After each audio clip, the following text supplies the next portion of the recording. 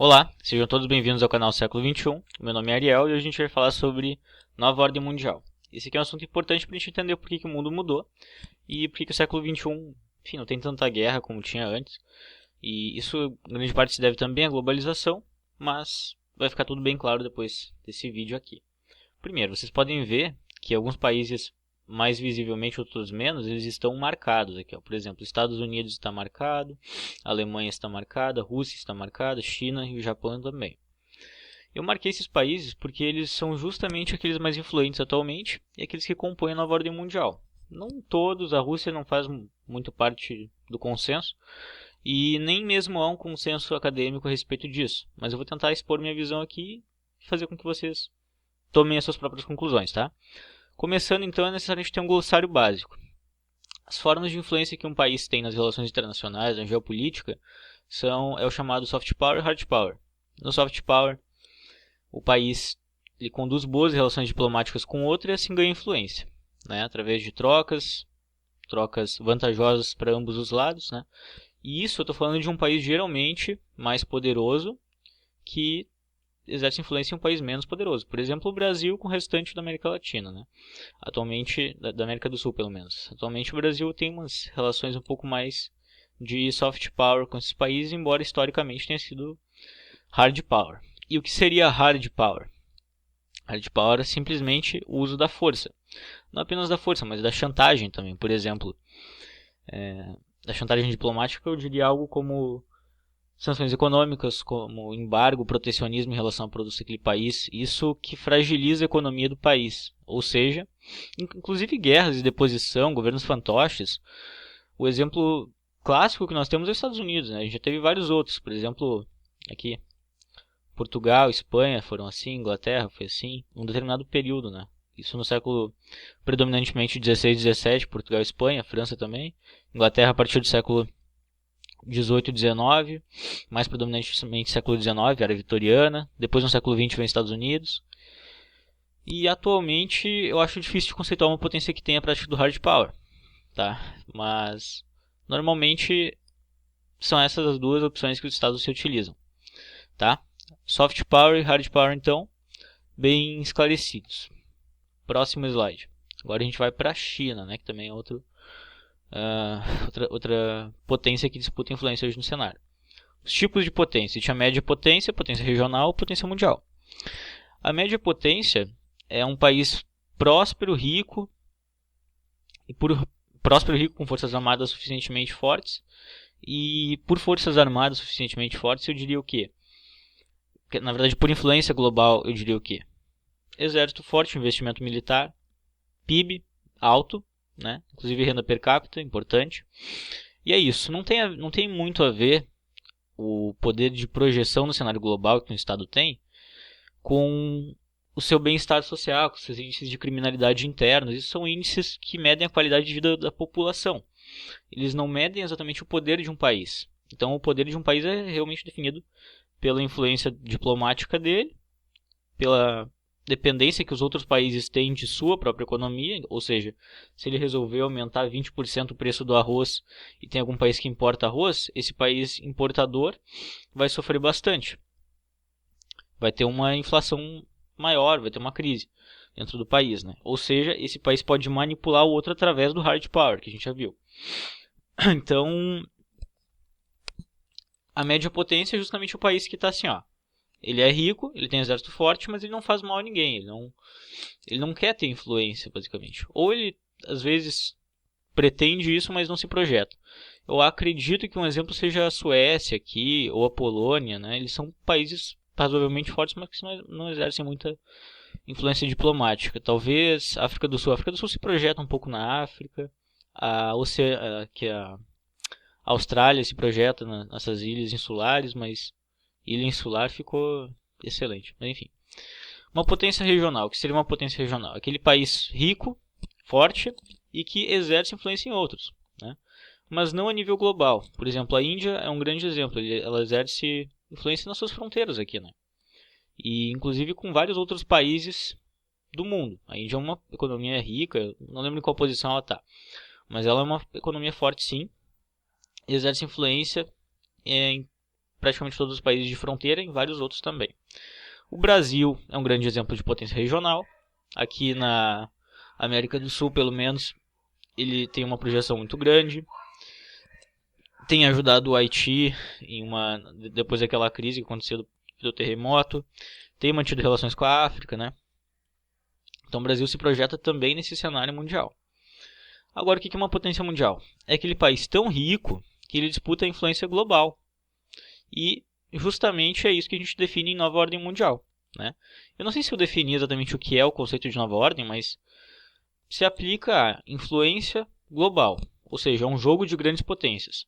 E aí a gente fala das maiores economias do mundo, e a ordem delas é Estados Unidos, China, Japão, e depois eu não lembro ao certo, eu acho que é a Alemanha depois. Mas, enfim, são os países com maior economia e são os países que querem se projetar no cenário internacional. Tem vários países que não têm essa intenção, né? Mas geralmente os países que a gente vai analisar, que eu demarquei aqui, eles têm a intenção da disputa, tá? Indo agora para o próximo slide. Perspectiva histórica, tá? E existem alguns conceitos a se definir. Multipolaridade, bipolaridade e existiria também a unipolaridade. E os exemplos históricos de multipolaridade é o imperialismo europeu, do século XIX, a Guerra Fria, do século XX, e o século XXI, o que a gente vai ter, né? Vamos conceituar isso. Isso não é um consenso atualmente, né? Mas vamos lá. O imperialismo europeu. O que existia no imperialismo europeu? Vários países ricos disputando influência mundial. A gente tinha o Império Britânico, a gente tinha a Alemanha unificada, que estava crescendo exponencialmente. Todos esses países tinham território na África, importante dizer. E no caso do Reino Unido, olha só quantos países dominavam. Era a Austrália, Canadá, tinha África do Sul, Egito, Índia. Depois várias outras possessões na África. Algumas ilhas, tinha aqui as Falklands, eu acho que fica mais... aqui ficam as Falklands, se não me engano. E é isso aí. O Império Britânico naquele período era uma potência muito forte.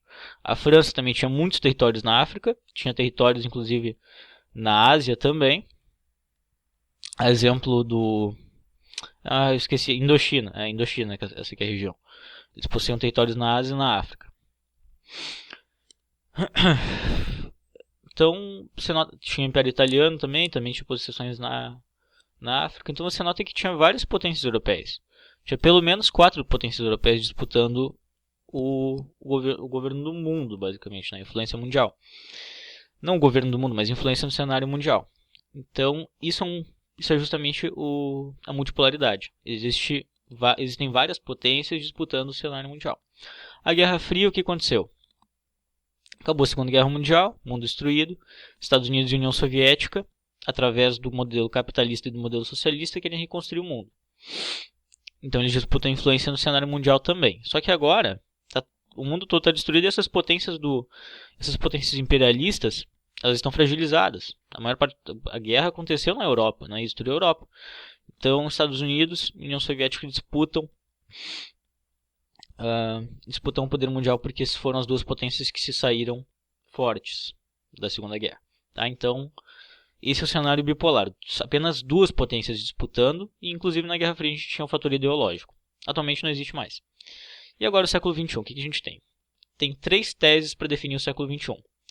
A unipolaridade, a multipolaridade e a apolaridade. Né? A unipolaridade diz o seguinte: nenhum outro país do globo é capaz de concorrer com os Estados Unidos da América. E a gente vai ver uma tabela depois indicando alguns dados, tá? Mas nenhum país do mundo é capaz de concorrer com os Estados Unidos da América. Os Estados Unidos tem sido a grande polícia do mundo, ele tem se metido em várias guerras no Oriente Médio, tem intermediado vários conflitos também ao redor do mundo, né? Então, os Estados Unidos continua, tem aquele caso de espionagem no século XXI. Isso tudo no século XXI, eu tô falando.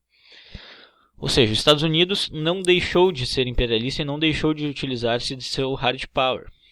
Né? Então, os Estados Unidos é aquela potência interventora que disputa sozinho, e na verdade não disputa, mas tem a hegemonia do cenário mundial, do cenário diplomático mundial. Essa é a tese da unipolaridade. A multipolaridade diz que Estados Unidos, China e Japão na Ásia e Alemanha na Europa. Na verdade, assim, Estados Unidos na América, Alemanha na Europa e China e Japão na Ásia disputam influência mundial. Ou seja, existe uma multipolaridade que agora não está mais restrita na Europa, ela está difusa.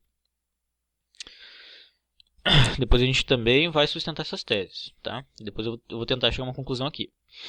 E a tese da apolaridade é que depois que os Estados Unidos parou historicamente com o governo Obama, né, ele para de intervir na política externa tão veementemente quanto intervinha antes, e após o fim da Guerra Fria, então ele não precisa mais intervir nos outros países também, os Estados Unidos se torna um país comum, uma potência forte, mas simplesmente uma, digamos, o comportamento de uma média potência, aquela potência que não deseja intervir, né? Então, a gente diz que na polaridade não existe um xerife no mundo, e o mundo é simplesmente uma bagunça, um caos que deve ser resolvido pela ONU. Então, a gente tem 3 teses aí. Primeiro, Estados Unidos é a potência mundial que governa o mundo. Estados Unidos, China, Japão e Alemanha disputam a influência mundial. E ninguém disputa a influência mundial mais, né? A gente tem essas 3 teses. Agora, a gente vai analisar alguns dados, tá? Porque eu tomei a liberdade de fazer uma tabela aqui para que a gente possa analisar exatamente o que estava acontecendo, o que acontece atualmente. Eu coloquei o Brasil e a Rússia só para a gente comparar, porque muito se fala da Rússia como o maior inimigo dos Estados Unidos atualmente, né? Depois que acabou a União Soviética não tem tanto isso assim, mas ainda continua um mal-estar diplomático entre os dois países, e disputas também. Então, primeiro, PIB. PIB dos Estados Unidos, 17,4 trilhões. Depois vem a China, e depois, muito abaixo deles, estão os outros países. Japão, Alemanha, Brasil, Rússia, isso aqui é muito menor, né? 3,8 trilhões. Eu não vou ficar analisando os valores, só vou tirar conclusões. Então, o que a gente tem aqui? Em termos de PIB, a China continua 7,1 trilhões atrás dos Estados Unidos. E já tem o seu ritmo de crescimento desacelerando. Então, em termos de economia, é difícil que a China vai chegar perto dos Estados Unidos, porque os Estados Unidos está crescendo. Não sei atualmente se mais que a China, mas ele está crescendo. Agora, investimento militar. A gente vê que a Rússia se projeta bastante em investimento militar, os Estados Unidos também, e os outros países não têm esse interesse. Não tão grande assim, pelo menos, né? A gente vê que o Brasil investe mais do que o Japão e a Alemanha. A China investe mais que o Brasil, mas não chega a rivalizar com os Estados Unidos. E também isso aqui é uma medida de PIB. Então, 4,6% do PIB, 4,6% de 1,8 trilhão, não dá o mesmo do que 3,5% de 17,4 trilhões, né? Então a Rússia não investe assim nem perto do que os Estados Unidos investem no seu exército. Agora, o número de bases militares no exterior. Isso aqui é de abismar, gente. Porque enquanto a Rússia tem 10, é o segundo país que mais tem bases militares, os Estados Unidos tem 74 bases militares em diferentes países, né? Tem base militar em, sei lá, em quantos países, mas... Enfim, são 74 países, mas isso não significa que são 74 bases. São em 74 países diferentes. Bases militares navais, aéreas e do exército, né? E do exército terrestre. Agora, em termos de população, os Estados Unidos tem 324 milhões. A China é o país mais populoso, 1,3 bilhão. E eu não coloquei os países com mais população porque isso não é um critério tão relevante assim para a gente analisar. Mas daí viria a Índia depois da China, se eu não me engano. E aí teria a Malásia também, não sei. Não, Indonésia, não Malásia. Mas enfim, a população não é um critério tão relevante, mas mesmo assim vamos analisar. 324 milhões, a gente pode ver que a Rússia, sendo o maior país do mundo, tem 143 milhões de habitantes. E o Japão, sendo um dos menores, tem 126 milhões de habitantes. Então, olha aí, né? Isso não significa que por termos um país grande, nós temos uma população grande também. E nem tendo um país grande, teremos uma economia grande também, porque os Estados Unidos é um país razoavelmente grande, o Japão é um país pequeno e tem uma economia 3 vezes maior do que a da Rússia, né? E tem uma população quase do tamanho da Rússia, então dá para se tirar várias conclusões daqui dessa tabela, tá? Agora, chegando à minha conclusão sobre qual é o país sobre se o nosso mundo é multipolar ou unipolar e tal. Eu acredito que os Estados Unidos tem um papel interventor, sim, mais moderado atualmente, nem a metade, nem um quarto do que era na Guerra Fria, mas tem. Só que ele tem um respeito às outras instituições e tem um respeito à autodeterminação dos povos também. Então, eu acredito que é o seguinte, em termos de economia, a China é a única que rivaliza, mas China e Estados Unidos historicamente têm tido relações boas, tá? Acho que é basicamente isso a se falar. Eu agradeço muito a atenção de vocês. Espero que eu tenha conseguido me expressar bem. E é isso. Até mais, gente.